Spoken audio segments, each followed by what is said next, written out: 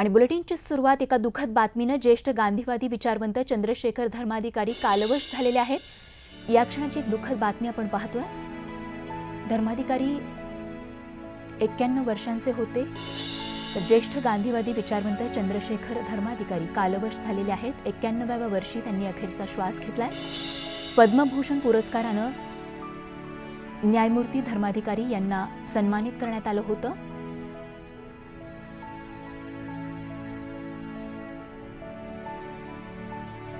प्रवीण मुधोळकर आमचे प्रतिनिधी आपल्या सोबत आहेत। प्रवीण, आज सकाळीच ही मोठी दुःखद बातमी आपल्यापर्यंत आली आहे। ज्येष्ठ गांधीवादी विचारवंत चंद्रशेखर धर्माधिकारी कालवश झालेत। स्वाती, नागपूरकरांसाठीच नव्हे तर संपूर्ण मध्य भारतासाठी, महाराष्ट्रासाठी दुःखद बातमी आहे। कारण की 92 वर्षीय न्यायमूर्ती चंद्रशेखर धर्माधिकारी यांचं निधन झालंय। संपूर्ण आयुष्य त्यांनी नागपूरच्या परिसरामध्ये गांधीयन ज्या ज्या गोष्टी आहेत त्या गोष्टी संपूर्ण जगभर पसरवण्याचं त्यांनी काम केलं। सेवाग्राम सोबत त्यांचा जवळ संबंध होता आणि गांधीयन विचारधारा त्यांनी जगभरात पोहोचवण्यासाठी महत्वाचं काम केलं। त्यामुळे त्यांचं कार्य हे महत्वाचं होतं आणि त्यामुळे त्यांना पद्मविभूषण देण्यात आला होता। आता जेव्हा जेव्हा अनेक ठिकाणी ते जायचे भाषणामध्ये, म्हणजे आतापर्यंत सुद्धा म्हणजे शेवटपर्यंत त्यांनी गांधीयन विचारधारा लोकांपर्यंत पोहोचवण्यासाठी शेवटपर्यंत काम केलं। त्यांच्या जाण्यानं पोकळी भरून निघालेली आहे, पण त्यांचं जे कार्य होतं न्याय क्षेत्रात असेल, कायदे क्षेत्रात असेल, गांधीयन क्षेत्रात असेल किंवा गांधीयन विचारधारेत असेल, हे कार्य अत्यंत महत्वाचं होतं। पण आज ही बातमी आली सकाळी, त्यामुळे ज्यांचे चाहते असेल आणि त्यांना मानणारे असेल आणि गांधीयन विचारधारेचे लोक असतील त्यांच्यात दुःख पसरलेलं आहे। आज पहाटे उपचार दरम्यान ही बातमी आली। 2:45 वाजता निधन झालं त्यांचं। ते 92 वर्षाचे होते आणि अंत्यसंस्कार आज 4 वाजता नागपूरच्या अंबाझरी घाटावर होणार आहे। न्यायमूर्ती चंद्रशेखर धर्माधिकारी हे जेव्हा भाषणात जायचे तेव्हा त्यांचं भाषण ऐकायसाठी मोठी गर्दी असायची आणि आयुष्यभर गांधीयन विचारधारा, गांधीयन थॉट्स याची खास त्यांनी कधी सोडली नाही आणि गांधीयन विचारधारा ही शेवटच्या माणसापर्यंत पोहोचवण्यासाठी त्यांनी आयुष्याच्या शेवटापर्यंत काम केलं। त्यामुळे चंद्रशेखर धर्माधिकारी यांचं साहित्यही मोठं आहे आणि गांधीयन थॉट हा पोहोचवण्यासाठी त्यांचं कार्य हे सदैव लक्षात ठेवलं जाईल। अगदी प्रवीण, न्यायिक क्षेत्रातील त्यांच्या योगदानासाठी सदैव ते स्मरणात राहतील। धन्यवाद। आणि आता बघत जगभरातील आणखीन काही महत्त्वाच्या बातम्यांचा वेगवान आढावा। मुंबईवरील 26/11च्या दहशतवादी हल्ल्याचा मास्टरमाइंड डेव्हिड हेडलीच्या प्रत्यार्पणासाठी सरकारचे प्रयत्न सुरू आहेत। ही माहिती परराष्ट्र व्यवहार राज्यमंत्री व्ही.के. सिंह यांनी दिली आहे। निवडणुकीच्या कामाला लागा असा संदेश भाजपचे राष्ट्रीय अध्यक्ष अमित शहांनी महाराष्ट्रातील खासदारांना दिलाय। नवी दिल्लीत महाराष्ट्र सदनात भाजप खासदारांची बैठक पार पडली। दरम्यान भाजप अध्यक्ष अमित शहांसोबतच्या खासदारांच्या बैठकीला नारायण राणे देखील हजर होते। त्यामुळे काही दिवसांपासून भाजपमध्ये नाराज राणेंनी मनातल्या खदखदीला शहासमोर वाट मोकळी करून दिली का असा सवाल उपस्थित होतोय।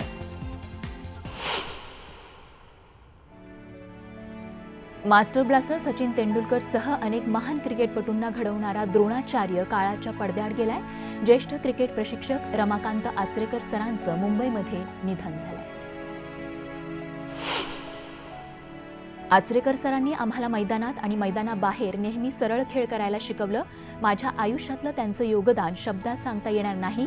या शब्दांमध्ये सचिननं आपल्या भावना व्यक्त केल्या।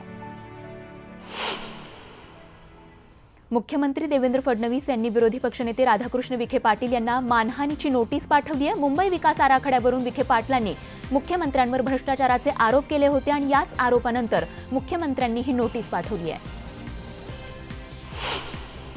औरंगाबादमध्ये वैजापूर इथल्या कांदा आडतीवर भाव मिळाला नाही म्हणून एका संतप्त शेतकऱ्यानं आपला सगळा कांदा रस्त्यावर फेकून दिला। सांडगाव इथल्या प्रेमाद गायकवाड यानं आपला 30 क्विंटल कांदा विकायला आणला होता। भाव परवडत नाही म्हणून या शेतकऱ्यानं कांदा चक्क रस्त्यावर फेकून दिला।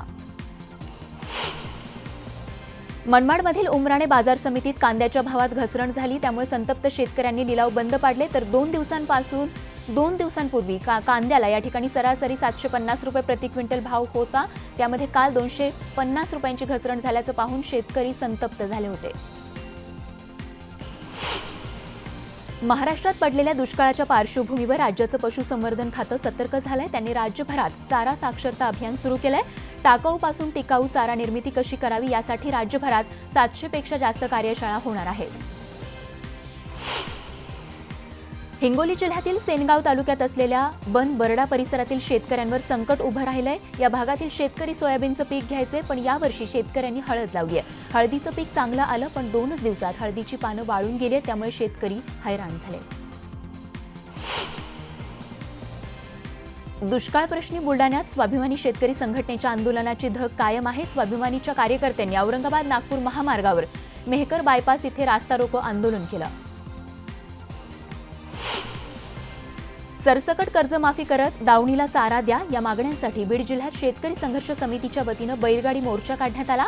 बीडमधील किट्टी आडगावच्या ग्रामीण बँकेवर हा मोर्चा काढण्यात आला.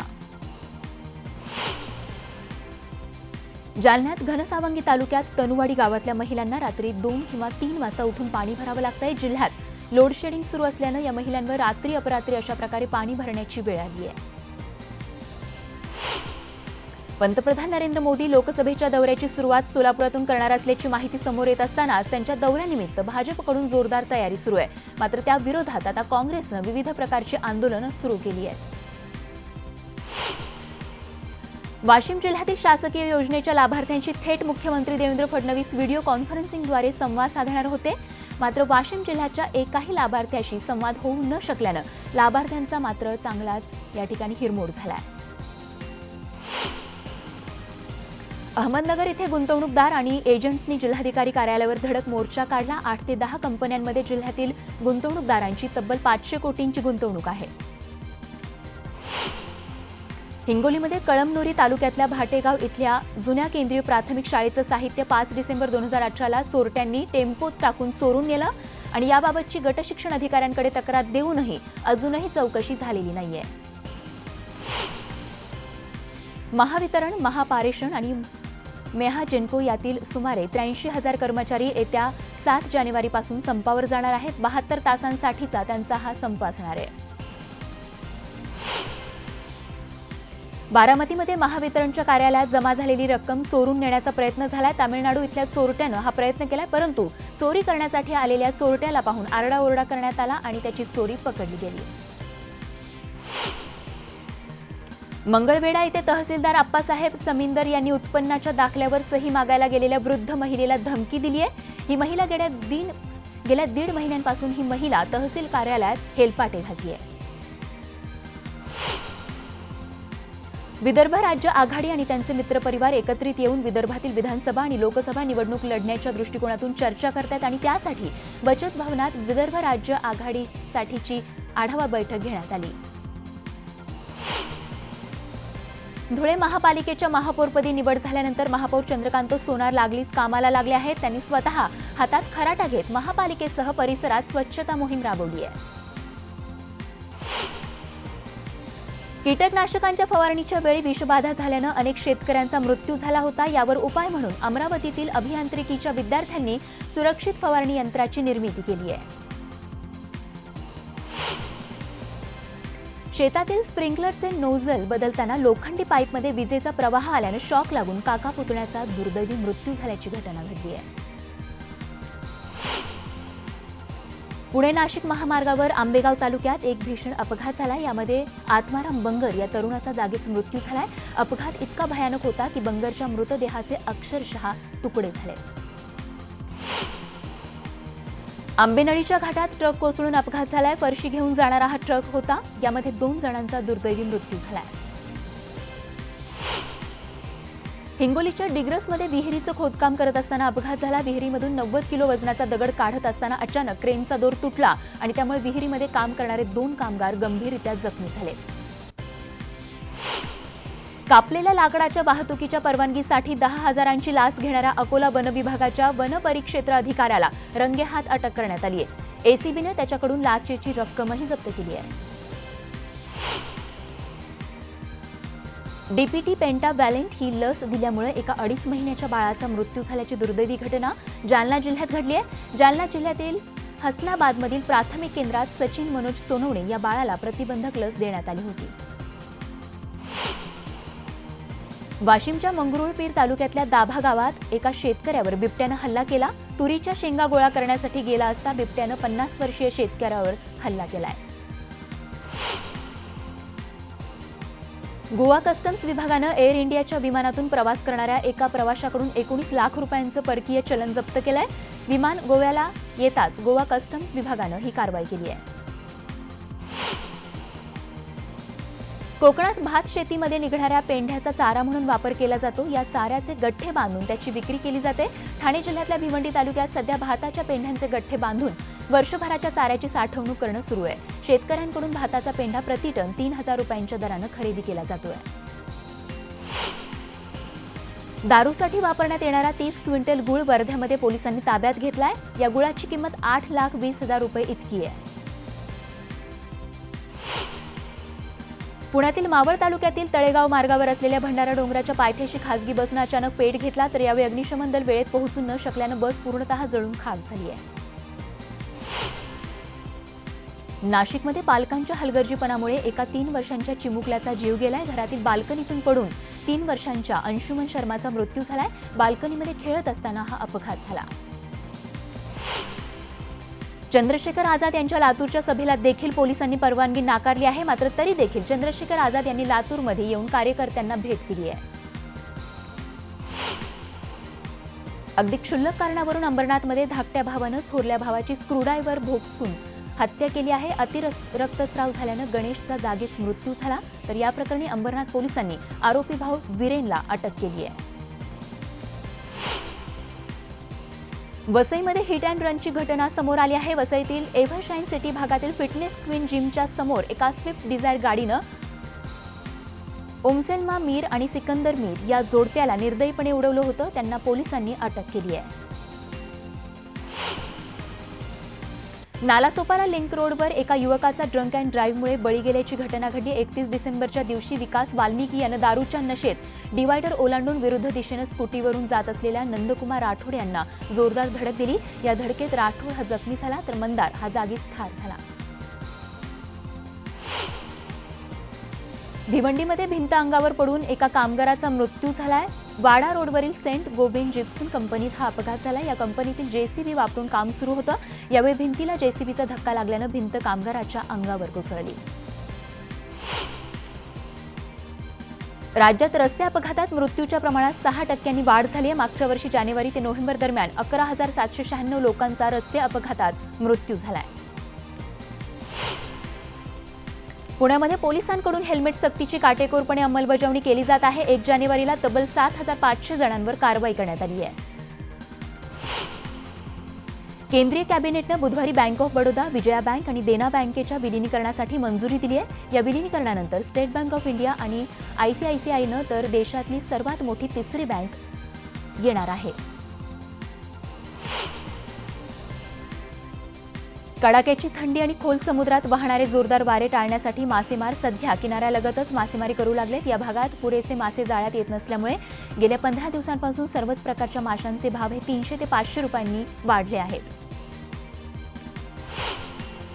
राज्याची उपराजधानी नागपूरसाठी राज्य सरकारनं 11,216 कोटींच्या मेट्रोच्या दुसऱ्या टप्प्यासाठी मंजुरी दिली आहे. या दुसऱ्या टप्प्यामुळे नागपूर जिल्ह्यातील बुटीबोरी, कामठी, कन्हान, हिंगणा, एमआयडीसी आणि आसोलीपर्यंत मेट्रो पोहोचणार आहे. मुंबई पालिकेच्या रुग्णालयात विविध प्रकारच्या तब्बल 101 चाचण्या अवघ्या 100 रुपयांमध्ये करता येणार आहेत. ही योजना आपली चिकित्सा या उपक्रमाखाली राबवण्यात येणार आहे. पुण्यामध्ये छत्रपती शिवाजी महाराजांच्या दुर्मिळ भवानी तलवारीची प्रतिकृती बनवण्यात आली आहे. महाराजांची खरी तलवार ही लंडनच्या अल्बर्ट म्युझियममध्ये आहे. पुण्यातल्या पाणी टंचाईच्या मुद्द्यावर काँग्रेसनं अभिनव आंदोलन केलं. कसबा गणपती मंदिरासमोर काँग्रेसच्या कार्यकर्त्यांनी भजन आंदोलन केलं. गोरेगावच्या फिल्म सिटीमध्ये एका हिंदी मालिकेच्या सेटजवळ सोमवारी रात्री मादी बिबट्या आणि सांबराचे मृतदेह सापडलेत. हे मृतदेह कुजलेल्या अवस्थेत असून बिबट्याची 11 नखं आणि सांबराचं डोकं गायब आहे. नवी मुंबई महापालिकेच्या 60 शाळांमधल्या तब्बल 44,000 विद्यार्थ्यांना 2 वर्षांपासून शाळेचे गणवेशच मिळाले नाहीयेत. या 60 शाळांमध्ये झोपडपट्टी, आदिवासी आणि सर्वसामान्य घरातील मुलं मोठ्या संख्येने आहेत. साताऱ्याचे खासदार उदयनराजे भोसले आणि आमदार शिवेंद्रराजे यांच्यातील द्वंद्व उभ्या महाराष्ट्राला माहिती आहे. मात्र साताऱ्यातील जावळी इथे एका मंदिर सोहळ्याच्या कार्यक्रमाप्रसंगी दोन्ही राजे एकत्र आले. एकत्र आल्यानंतर दोघांनी देखील एकमेकांना हसत मुखानं हस्तांदोलन केलं आणि शाब्दिक चिमटेही काढले. शाळकरी विद्यार्थ्यांच्या कार्यक्रमात उदयनराजेंनी मुलांना प्रश्न विचारला, पास व्हायचं की नापास. अर्थात मुलांनी पास व्हायचं असं उत्तर दिलं. मात्र पास व्हायचं असेल तर माझ्या नादाला लागू नका असं गमतीशीर उत्तर उदयनराजेंनी मुलांना दिलंय. नाताळच्या सुट्टीत आलेल्या भक्तांनी शिर्डीच्या साईचरणी भरभरून दान दिलं आहे. बाबांच्या दानपेटीत गेल्या 10 दिवसांमध्ये एकूण 14,54,00,000 कोटी रुपयांचं दान दिलंय.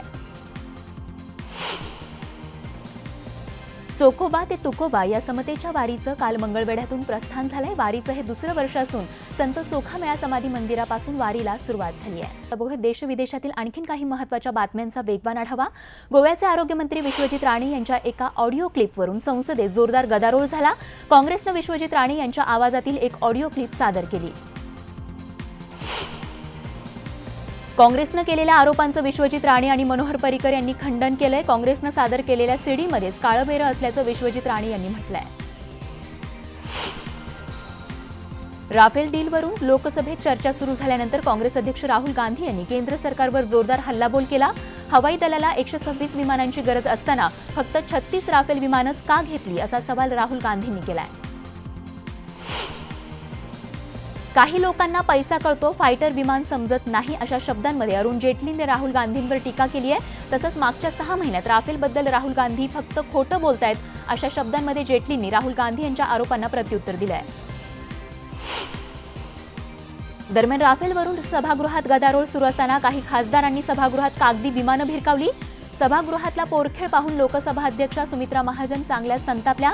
तर लहानपणी विमानं खेळला नव्हतात का असा संतापजनक सवाल यावेळी सुमित्रा महाजन यांनी केला.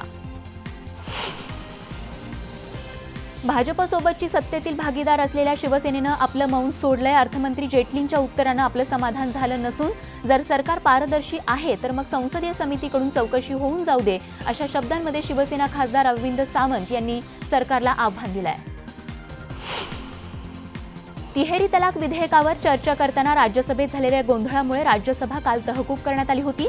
दरम्यान आज राज्यसभेचं कामकाज पुन्हा सुरू होणार असल्यानं तिहेरी तलाक विधेयकावर पुन्हा एकदा राज्यसभेमध्ये चर्चा होऊ शकते. श्रीनगरच्या दाल लेक जवळ सुशोभीकरणाचं काम सुरू करण्यात आलंय. त्यामुळे पर्यटकांचीही सोय होणार आहे. कर्नाटकातील कुलबर्गीमधून सेव्ह द गर्ल चाइल्ड नावाची कॅम्पेन सुरू करण्यात आली आहे आणि या निमित्तानं कर्नाटकात रॅलीचंही आयोजन करण्यात आलं होतं. यामध्ये विद्यार्थ्यांसोबतच नागरिकांनी देखील मोठ्या प्रमाणात सहभाग घेतला. अहमदाबादमध्ये असणारं पतंगांचं मार्केटमध्ये यंदा मंदी दिसून येते. व्यापारी आणि कामगार यांच्या संख्येमध्ये देखील मोठी घट झाली आहे. त्यामुळे या नवीन वर्षात पतंग तयार करण्याचं काम करणारे व्यापारी सध्या चिंतेत आहेत.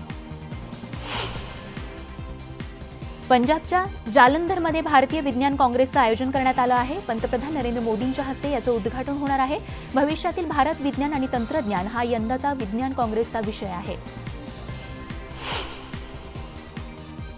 बलात्कार आणि संमतीनं ठेवलेले शरीर संबंध यामध्ये मोठा फरक आहे असं मत सुप्रीम कोर्टानं काल मांडलं आहे. लिव्ह इन मधले शारीरिक संबंध म्हणजे बलात्कार ठरत नाही असं म्हणत कोर्टानं महाराष्ट्रातल्या एका डॉक्टर विरोधातील याचिका फेटाळली आहे. अमेरिकेच्या मॉस्को इथे इमारत कोसळून झालेल्या दुर्घटनेतील मृतांचा आकडा 21 वर जाऊन पोहोचलाय. अद्यापही ढिगारे उपसण्याचं काम सुरू असून हा आकडा वाढण्याचीही शक्यता वर्तवली जाते. डेन्मार्क इथे झालेल्या रेल्वे अपघातात 6 जणांचा मृत्यू झालाय तर 16 जण जखमी झालेत. एका प्रवासी रेल्वेची मालवाहू रेल्वेला धडक झाल्यामुळे हा अपघात झालाय. स्वीडनला चक्रीवादळाचा फटका बसला असून त्यामुळे जनजीवन विस्कळीत झालंय. अनेक झाडांची पडझड झाली असून जलवाहतूकही सुरक्षिततेचा उपाय म्हणून बंद ठेवण्यात आली आहे. अमेरिकेमध्ये एका महिलेच्या भरधाव कारनं दिलेल्या धडकेमुळे इमारतीला आग लागली. या आगीत महिलेचा मृत्यू झाला असून 4 मजली इमारत जळून खाक झाली आहे. अमेरिकेचे राष्ट्रपती डोनाल्ड ट्रम्प यांनी काल ट्विट करून उत्तर कोरियाचे हुकुमशहा किम जोंग उन यांना भेटण्याची इच्छा व्यक्त केली आहे. बातमी क्रीडा विश्वातून भारतीय क्रिकेट संघाचा कर्णधार असलेल्या विराट कोहलीचे फॅन्स जगभरात आहेत, मात्र त्याच्या चाहत्यांमध्ये आता हाय प्रोफाईल चाहत्यांचीही भर पडली आहे. कारण ऑस्ट्रेलियाच्या महिला क्रीडा मंत्री ब्रिजेट मॅकेन्झी या सुद्धा विराट कोहलीच्या खेळाच्या प्रेमात पडल्या आहेत. तर बातमी आहे क्रीडा विश्वातून. सिडनीमधील चौथ्या कसोटी सामन्यात भारताने नाणेफेक जिंकून प्रथम फलंदाजी घेतली. लोकेश राहुल पुन्हा एकदा अपयशी ठरत 9 रन्सवर बाद झालाय. शेवटचं वृत्त हाती आलं तेव्हा भारताच्या 1 बाद 62 धावा झाल्या होत्या. सुपरमॉम मेरी कोम मुंबई मॅरेथॉनची सदिच्छा दूत झाली आहे. 20 जानेवारीला 16वी मुंबई मॅरेथॉन स्पर्धा होणार आहे. बातमी मनोरंजन विश्वातून. द ॲक्सिडेंटल प्राईम मिनिस्टर या चित्रपटानंतर आता पंतप्रधान नरेंद्र मोदींच्या जीवनावर आधारित चित्रपट येण्याचं बोललं जात आहे. अभिनेता विवेक ओबेरॉय मोदींची भूमिका साकारणार असल्याची चर्चा आहे.